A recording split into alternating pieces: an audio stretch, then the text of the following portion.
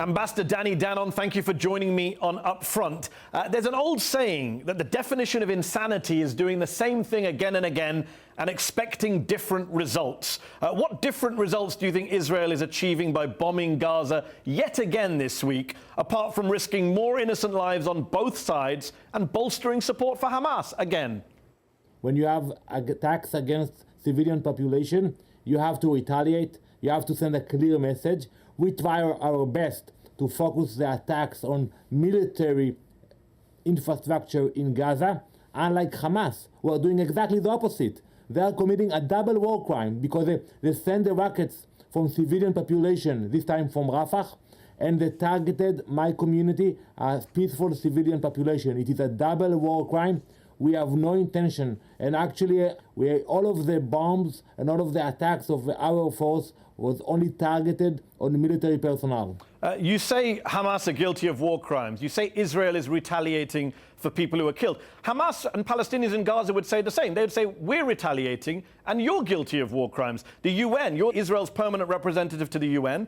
Last month, a commission of inquiry formed by the UN Human Rights Council found that your country may have committed war crimes and even crimes against humanity in Gaza last year, killing 189 Palestinians in protests at the Gaza fence, including medics, journalists, people with disabilities, kids, and you injured 9,000 others. Let's talk about those facts. First of all, the UN so-called Inquiry Commission for the Human Rights Council, it is a joke. So what happened there? And what happened last year? You have 60,000 people marching to our fence. What would have happened, you think, if they would have come to the fence? First of all, they will break the fence. And then what? They would say, that's it, we won, we'll go back to Gaza? No, they will continue. They will march into our communities in Israel, and the radicals and the Hamas terrorists, we are among them. They said it. We want to kidnap Israelis. We want to kill Israelis. So that thing we will not allow.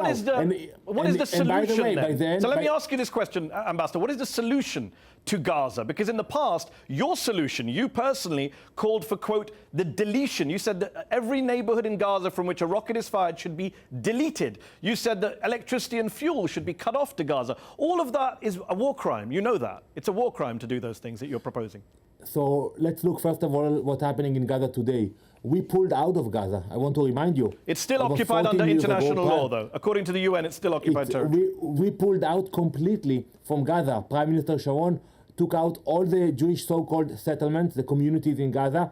The only one who's occupying Gaza today, it is the Hamas regime. That's not what the United Nations says. Let me ask about Israel. You're here representing the Israeli government. Do you seriously expect us to believe that these Israeli attacks in Gaza this week have nothing to do with the upcoming elections on April the 9th, that they have nothing to do with the fact that Prime Minister Netanyahu has been accused by his opponents, including by retired General Benny Gantz, who's now leading in the polls, of being too soft on Hamas? That this isn't political? Madi, your question is political. We didn't start anything in Gaza.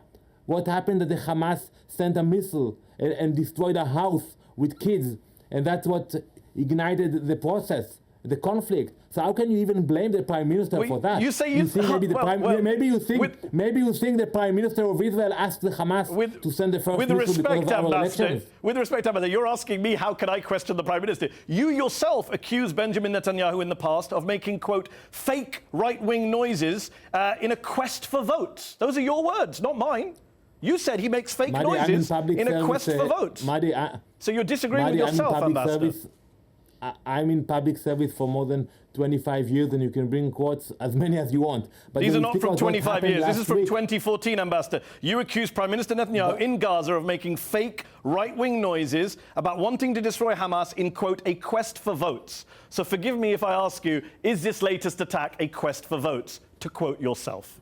So I'm giving you an answer. We did not attack Gaza. The first one to attack, to launch a missile into a civilian population on 5 a.m. in the morning, it was Hamas. That's the fact. Okay, and the Palestinians would say you've killed 189 Palestinians last year. Let me ask about the peace process, so-called. On Monday, US President Donald Trump signed an executive order recognizing the annexed Golan Heights as part of Israeli territory in complete defiance of UN resolutions. Your Prime Minister reacted by saying, quote, everyone says you can't hold an occupied territory, but this proves you can. Does that mean, Ambassador, does that mean that the occupied West Bank can now be annexed too? Does that apply to the occupied West Bank as well? We are grateful for President Trump's important decision, and we are grateful for the leadership he shows. The Golan Heights for 19 years was used by the Syrians to attack our communities in the northern Galilee. And when we took over the Golan Heights in 1967, it became stable, it became quiet. And you annexed them in 1981. The UN condemned you, including the Ronald Reagan administration. Now, as you say, Trump is backing you. I'm wondering, are you now going to annex the West Bank as well? Because you have Trump's support. You're a supporter of annexation, aren't you? You personally. I'm not familiar with the plan of President Trump. I'm not asking about President Trump. I'm asking about the Israeli government. Is the Israeli government going to annex the West Bank? Yes or no? It's a very simple question. So I'm answering you that I'm not familiar with a plan to do it. And now we are waiting to hear from President Trump to read his peace initiative, to discuss it. Unlike the Palestinians who don't even want to look at it. We respect the work that is being done in Washington about that, and we respect any initiative. But if you're Palestinian and you're at the UN and Ambassador Danny Danon comes to talk, why would they want to talk with you when you're on record on this channel, in fact, a few years ago, there is place only for one state on the land of Israel? I do not believe in a two-state solution. Danny Danon. First of all, they don't come to negotiate with me. They negotiate You're with the top state Israeli of Israel. diplomat at the UN. Your views don't matter? And even the prime minister, when he wants to meet with President Abbas, it's not happening. And by the way, Prime Minister Netanyahu said that he's willing to negotiate everything. He said, I will come to the room, I'm willing to speak about everything. So, and you support the Prime Minister? To agree. And you support the Prime Minister on that? Absolutely, I support the. So, do you support a two-state solution? I represent the government of Israel. Do you support a two-state solution? I support direct negotiations. What you want to do now is exactly what the Palestinians are trying to do for the last 71 years. The Israeli government's formal position is a two-state solution. They claim, Prime Minister Netanyahu claims to support a two-state solution. Do you, his ambassador to the United Nations? Yes or no? Very simple. I support direct negotiations. Okay, but negotiations to what end? Do you support a two-state solution at the end of those negotiations, like the rest of the world, like your Prime Minister claims to? Yes or no? I support to end the incitement and to have direct negotiations. That's not what I asked, Daddy Danon. I don't understand why it's so complicated to say, I do support a two-state solution, I don't support a two-state solution. Maria, I tell you why. Because here at the UN, I'm used to countries mainly trying to come to the end of the conflict without having a dialogue, without having negotiations. It's your government's position, Ambassador Danon. I'm not putting words in your mouth. The Israeli government claims to support a two-state solution, but you clearly don't because you won't say so on this show. It doesn't work that way. If you want to have any progress in the Middle East, the Palestinians should stop the incitement, stop the payments for terrorists, $500 million a year, and enter the room and negotiate with us directly. They can come to the UN. They should negotiate with a person who doesn't say he supports a Palestinian state. Can Palestinians really do a peace deal with a Prime Minister, Benjamin Netanyahu, who is facing indictments on multiple charges of bribery, fraud, breaches of trust? He's as likely to end up in prison as he is to win the next election. In our democracy, you are innocent until it's proven that you are guilty. And the Prime Minister, like everybody else in the country, he has the rights to go and to prove that he's innocent. I'm not disputing his rights. I'm not disputing any of that. I'm saying that he is facing indictments, according to the Attorney General of your country, on multiple charges of bribery, fraud, breaches of trust. That's pretty bad. That's not a normal thing. I know we've got used to political corruption in some parts of the world, but that is not a normal thing to have a Prime Minister charged with so many crimes, or about to be indicted for so many crimes. First, you have to wait because there's no indictments yet. Well, the Attorney General says they're coming. Your own country's Attorney General says they're coming. No, the Attorney General, we have a process that the Prime Minister is allowed to have a hearing, and after the hearing, he will decide whether he will continue with the indictments or not. Okay, another reason that Palestinians might say they have no faith in you, and why the wider international community is so worried about Prime Minister Netanyahu's aims, is that you have a Prime Minister of Israel who supports anti-Arab racists and has even supported bringing them into his own government. I'm referring here to the Jewish Power Party, or Otzma Yehudit, whose leader calls himself a Kahanist, which is a banned terrorist group in the United States, and who himself was banned for running for office by Israel's own Supreme Court just last week because of his anti-Arab racism. I'm amazed from your passion, Mahdi.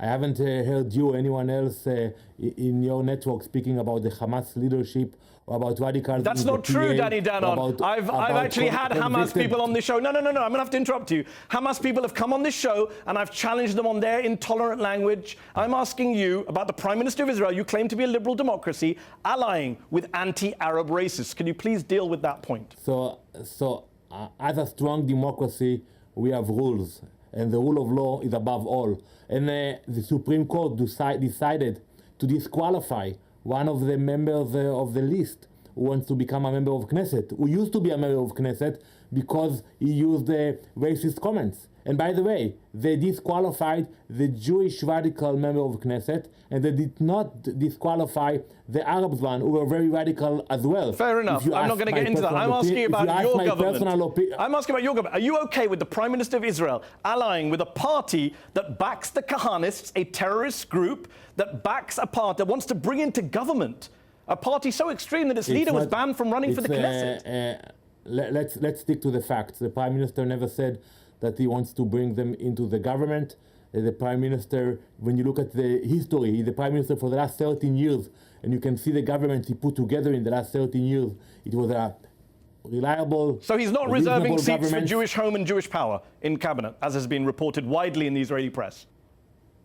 I haven't heard that he's reserving seats for those the radical list you mentioned, but at the end, members of Knesset are being elected in Israel, and we should let the public decide who they want to be in the Knesset. The American Jewish Committee, the AJC, AIPAC, the lobbying group you spoke at this week, your staunchest allies in the US have called Jewish Power a racist and reprehensible party. Why is the Prime Minister dealing with this party? Why is he welcoming them? Why is he allowing them to do a union with the Jewish home? The Prime Minister said one thing, that this party can run for the Knesset, like the radical Arab parties are allowed to run for the Knesset, and the Supreme Court is the one to decide whether you are allowed to run or not allowed to run. He didn't say that they will be part of his government. He didn't say more than that. You're not embarrassed by a party whose leader has called for the expulsion of Arabs, another party whose leader has said there should be segregated maternity wards between Palestinian and Jewish mothers? You're not embarrassed linking hands with such parties? Madi, our democracy allows radicals to be in the Knesset, in the parliament. When I was in parliament you for don't many have years, to ally with them. I heard MKs supporting Hamas, supporting Hezbollah, supporting Iran. We accepted that. It wasn't comfortable for us, but we allowed that. This is the strength of our democracy, and it goes both ways. If you can allow Azmi Bishara, who betrayed our country, to be in the Knesset, you can allow radicals from the right to be in the Knesset, but as the Supreme Court ruled, there is a limit, there is a line. You keep talking about radicals, right? At AIPAC this week, you spoke at the AIPAC policy conference in Washington, D.C. You attacked U.S. Democratic Congresswoman Ilhan Omar for her controversial criticism of AIPAC, some of which she's apologized for. You said, quote, if you have people that use that kind of language, eventually I think the public needs to remove them from office. Some would say, Danny Danon, shouldn't the same apply to you? You've called African asylum seekers in Israel infiltrators. You've called them a national plague. You've called for them to be expelled. Nothing Ilhan Omar has said has come anywhere near to that kind of dehumanizing rhetoric that you've used.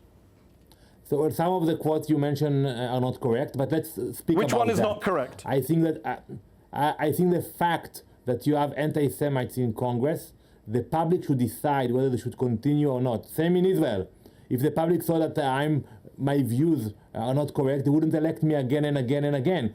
And I think today, when we see what's happening in the US, when you have radicals speaking on anti-Semitic language and speaking about the Jews here having dual loyalty, this is embarrassing. Is it not embarrassing when you refer to African asylum seekers as infiltrators and a national plague?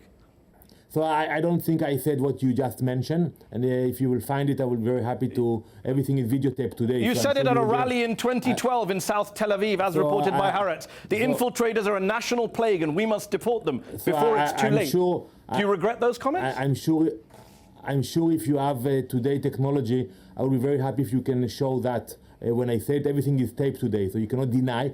I don't recall saying what you just quoted. Yes, it was reported in Haaretz, but not everything which is reported is true. But I think that, yes, we should allow the public to decide about that. And when you have anti-Semites in Congress, I think we should expect that the public will push them away, isolate them, and denounce them. Danny Danon, thanks for joining me on UpFront. Thank you very much, Mari.